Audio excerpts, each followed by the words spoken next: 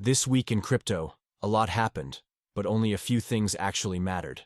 Prices moved, headlines exploded, and social media did what it always does.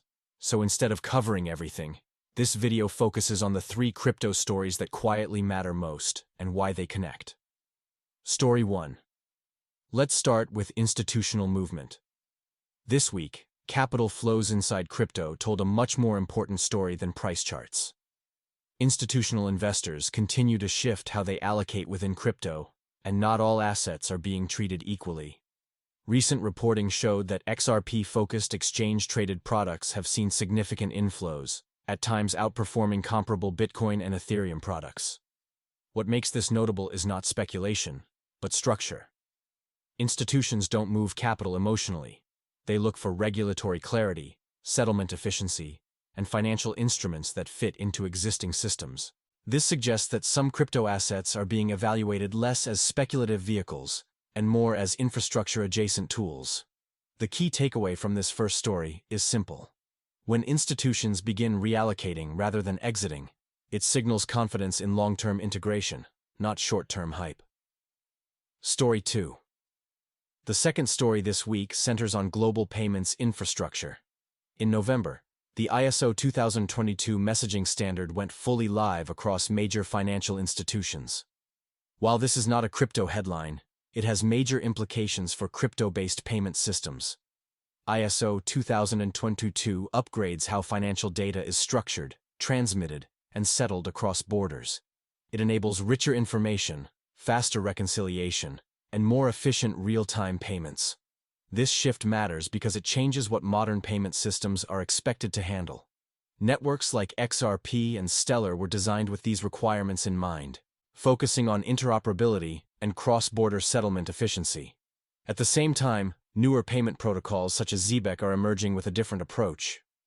ZBEC focuses on real-time value streaming and continuous payments, something traditional financial rails were never built to support. While ZBEC is not part of the ISO standard itself, its architecture reflects the same underlying transition. Payments are moving away from batch processing and delayed settlement toward continuous, programmable flows. The key point here is not certification. It is direction. Global finance is upgrading its plumbing, and crypto payment infrastructure is increasingly being built to operate inside that upgraded environment. Story 3.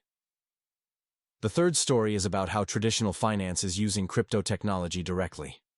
This week, major financial players continued expanding stablecoin settlement and tokenized asset infrastructure. Visa is already enabling banks to settle transactions using USDC around the clock, rather than waiting for traditional settlement windows. At the same time, JP Morgan is moving forward with tokenized financial products built on blockchain infrastructure. These are not experimental press releases. They are production-level financial tools backed by real capital and real institutions. What matters here is not which blockchain wins. What matters is that blockchain technology itself is becoming embedded in mainstream financial workflows. That tells us something important.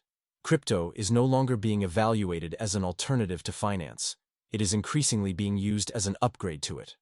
When you connect these 3 stories, a clear pattern emerges. Institutional capital is becoming more selective. Financial infrastructure is becoming more compatible with blockchain systems. And traditional finance is actively deploying crypto-based tools where they make sense. This is not the loud phase of adoption. This is the quiet phase. And historically, the quiet phase is where real foundations are built. If you want weekly crypto coverage focused on what actually matters, not just what trends, consider subscribing. And if this breakdown helped clarify the bigger picture, let me know in the comments. I'll see you next week.